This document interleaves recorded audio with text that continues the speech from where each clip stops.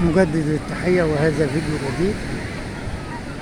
مدينة جمصة، البحر الأبيض المتوسط.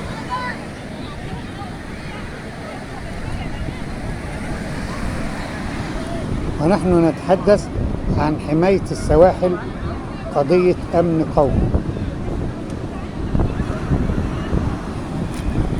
بسم الله الرحمن الرحيم.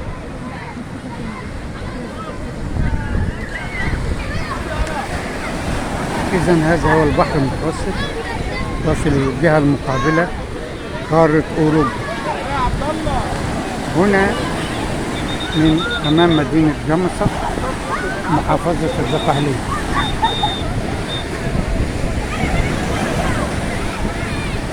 ويقال أنه بسبب التغيرات المناخية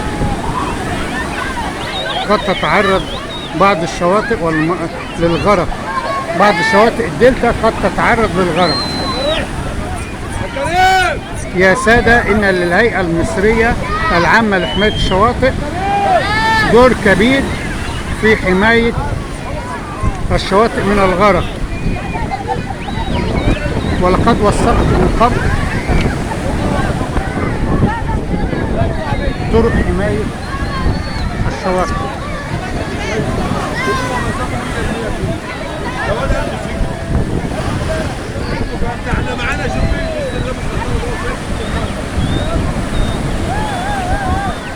يا سادة، هذه بعض المصايف الشعبية هنا في جمصة، وكذلك رقص البر.